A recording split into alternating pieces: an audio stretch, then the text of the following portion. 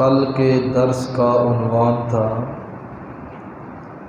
کہ اہل ایمان کو اتفاق اور اتحاد کے ساتھ رہنا چاہیے۔ اگر ان کا آپس میں کوئی اختلاف، کوئی جھگڑا، کوئی تنازع ہو جائے تو پھر حکم ہے باقیوں کے لیے کہ وہ ان کی آپس کے اندر صلح کروا دیں، اس لیے کہ ایمانی اعتبار سے جو اخوت اور بھائی چارے کا رشتہ ہے وہ سب سے زیادہ قوی اور سب سے زیادہ مضبوط ہے۔ اسی ایمانی اخوت کی بنیاد پر انشاءاللہ اللہ کے فضل اور اللہ کی رحمت سے ہم جنت میں بھی اکٹھے ہوں گے۔ نسبی تعلق ہو، خاندانی تعلق ہو، لیکن ایمانی تعلق نہ ہو تو قیامت کے دن جنت میں نہیں اکٹھا ہو سکتا، اور خاندانی اور نسبی تعلق نہ ہو لیکن ایمانی اخوت ہو تو اللہ رب العزت ضرور اپنے فضل اور رحمت کے ساتھ ان سب کو جنت کے اندر اکٹھا فرمائیں گے۔ آج کی درس کے اندر جو آیت میں نے تلاوت کی، اس آیت مبارکہ میں ان اسباب کو، جو اسباب اختلافات کا سبب بنتے ہیں، جو چیزیں بنیاد بنتی ہیں جھگڑوں کی، اکثر اوقات اللہ رب العزت نے ان اسباب کو ختم کرنے کا حکم دیا ہے کہ فلاں فلاں کام نہیں کرنے، یہ کام جھگڑوں کی بنیاد بنتے ہیں۔ فرمایا یا ایھا الذین آمنوا لا یسخر قوم من قوم، کوئی آدمی دوسرے آدمی کا مذاق نہ اڑائے۔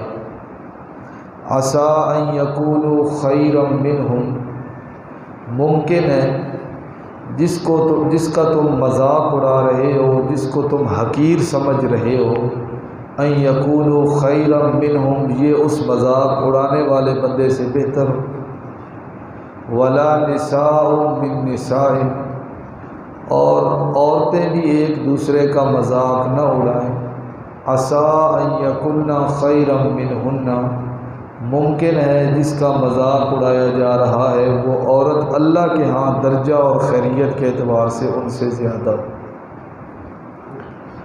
نہ مرد ایک دوسرے کا مذاق اڑائیں اور نہ ہی عورتیں ایک دوسرے کا مذاق اڑائیں۔ یہاں پر بات سمجھنے کی ہے، ایک ہوتا ہے مذاق، ایک ہوتا ہے مزاح، یہ دو الگ الگ لفظ ہیں۔ ایک ہوتا ہے مذاق اور ایک ہوتا ہے مزاح۔ مذاق کا مطلب ہے دوسرے کو حقیر سمجھ کے ایسی گفتگو کرنا کہ جس کو سننے والے بات کو سن کے وہ ہنسنے لگ جائے، اس کو کہتے ہیں مذاق، یعنی ایسی بات کرنا جس سے دوسرے کی تحقیر کا پہلو نکلتا ہو۔ اور مزاح جو ہوتا ہے نا، مزاح یہ ہوتا ہے خوش طبعی کے لیے، اس سے کسی کی حقارت، تحقیر، کسی کو ذلیل کرنا، کسی کو رسوا کرنا مقصد نہیں ہوتا، بلکہ اس سے محض کسی کو خوش کرنا، ہنسانا مقصد ہوتا ہے۔ مزاح کی اجازت ہے، مذاق کی اجازت نہیں ہے، جس سے دوسرے آدمی کو محفل میں، مجلس میں، محلے میں، معاشرے میں ذلیل کر دیا جائے اور حقارت کی نظر سے اور تحقیر کی نظر سے اور اس کو حقیر سمجھتے ہوئے گفتگو کی جائے۔ شریعت میں اس بات کی ممانعت ہے۔ خصوصی اب یہاں پر اللہ نے کہا لا یسخر قوم من قوم، کوئی جماعت دوسری جماعت کا مذاق نہ اڑائے، تو قوم کے لفظ کے اندر مرد اور عورتیں دونوں آ گئی تھیں، لیکن اللہ نے الگ کر کے ولا نساء من نساء، الگ طور پہ عورتوں کو اس لیے ذکر کیا کہ عورتوں کے اندر یہ خصلت بنسبت مردوں کے زیادہ ہوتی ہے۔ عورتیں دوسری عورتوں کا مذاق زیادہ اڑاتی ہیں، اس کے کپڑے دیکھو، اس کا چال ڈھال دیکھو، وہ بچوں کے ساتھ کیا ہے، اس کا گھر چلانے کا طریقہ کیا، یعنی ہر بات میں وہ دوسری عورت پر طعنہ زنی کرتے ہیں۔ اس لیے اللہ رب العزت نے خصوصی طور پر عورتوں کا بھی ذکر فرمایا، ولا نساء من نساء۔ تو حقارت کے ارادے سے ایسی بات کرنا یہ جائز نہیں ہے، یہ حرام ہے۔ اور خوش طبعی کے لیے اس کو کہا جاتا ہے مزاح، اس کی شریعت کے اندر اجازت ہے۔ صحابہ کرام نے نبی پاک صلی اللہ علیہ وسلم سے پوچھا، اللہ کے پیغمبر آپ بھی ہمارے ساتھ مزاح کرتے ہیں؟ نبی علیہ السلام نے فرمایا، میں مزاح کے اندر بھی سچ بولتا ہوں، جھوٹ نہیں بولتا۔ لا اقول الا حقا، میں مزاح کے اندر بھی سچی بات کرتا ہوں۔ نبی علیہ السلام کے خادم تھے حضرت انس رضی اللہ تعالی عنہ، یہ 10 سال تک نبی علیہ السلام کی مدنی زندگی کے اندر آپ کے یہ خادم تھے۔ اب یہ چھوٹی عمر کے تھے، ان کی والدہ جب نبی علیہ السلام مدینہ پہنچے تو ان کی والدہ حضرت انس کو لے کے آئیں کہ اللہ کے پیغمبر ان کو آپ اپنی خدمت میں رکھیں، یہ آپ کی خدمت کرے گا۔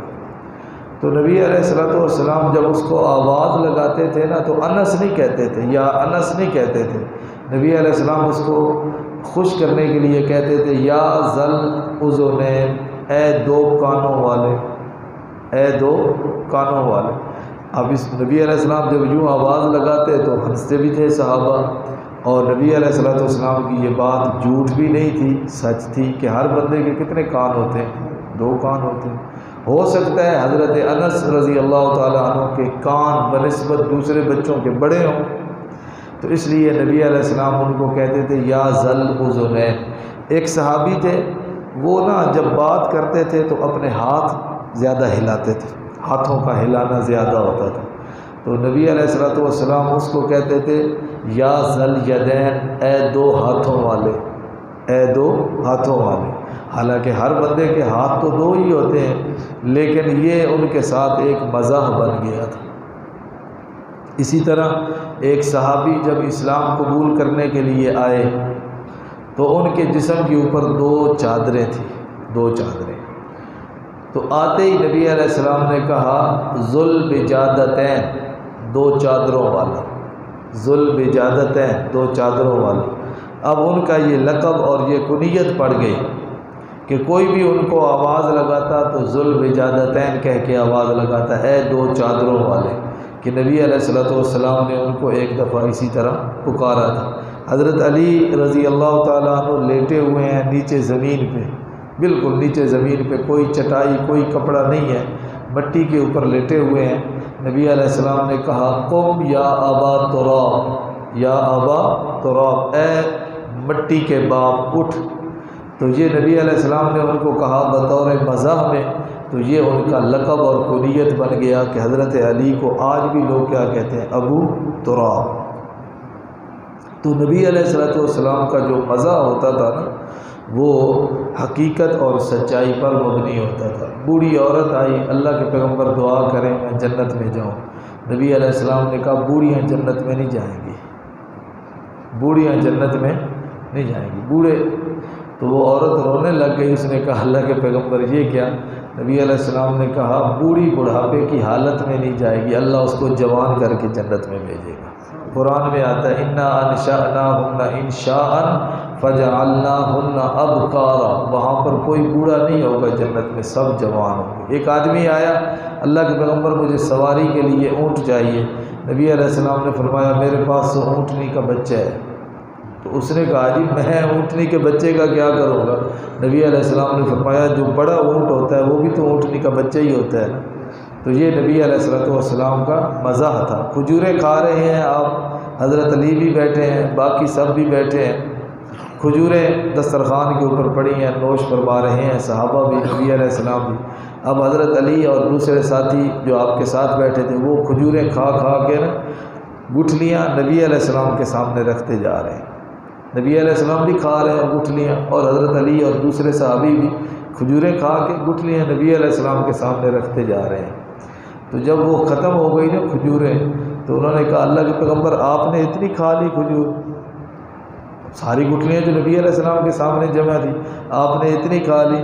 نبی علیہ السلام نے کہا ہاں میں نے تو اتنی کھا لی اور تم گٹھلیوں سمیت سارے کھا گئے، تم نے کھجوروں کے ساتھ گٹھلیاں بھی کھا لی۔ یعنی نبی علیہ السلام کا مزاح بھی ہوتا تھا تو وہ بھی حقیقت اور سچائی، اور اس میں کسی کی تذلیل مقصد نہیں تھا، کسی کی تحقیر مقصد نہیں تھا۔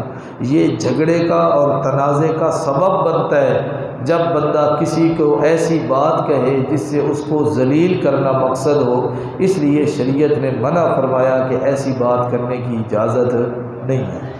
آگے فرمایا وَلَا تَلْمِسُوا أَنفُسَكُمْ، عیب جوئی نہیں کرنی، کسی کے اوپر تانا زنی عیب جوئی کرنے کی بھی اجازت نہیں ہے۔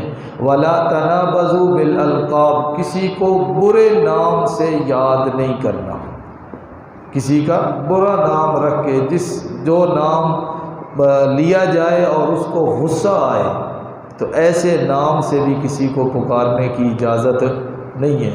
ہاں مفسرین کرام لکھتے ہیں کہ بعض آدمی جو کسی اپنے الٹے نام کی وجہ سے مشہور ہو جائیں اور وہ ان کا تعارف بن جائے اور وہ ان کی پہچان بن جائے، اور وہ نام لینے کی وجہ سے وہ بندہ ناراض بھی نہ ہوتا ہو تو پھر اس نام سے اس کو پکارنا جائز ہے۔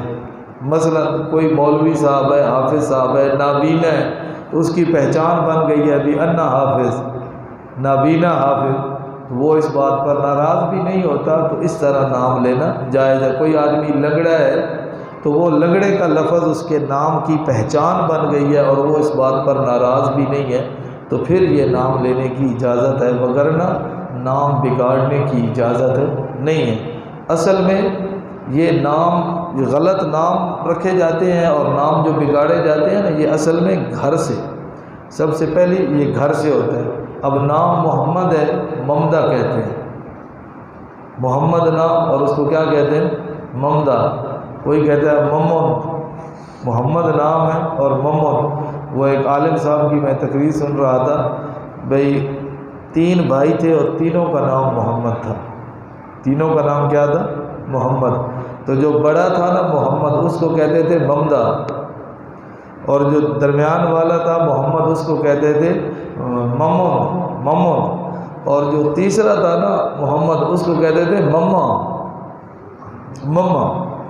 یعنی اب نام کتنے اچھے، محمد کتنا اعلیٰ نام ہے، اور بگاڑ کے محمد کو ممدہ بنا دیا، احمد کو آمدو بنا دیا، آمدہ بنا دیا، ابراہیم کو ابرا بنا دیا۔ یہ مختلف یہ ناموں کو بگاڑا جاتا ہے، شریعت میں اس بات کی اجازت نہیں ہے۔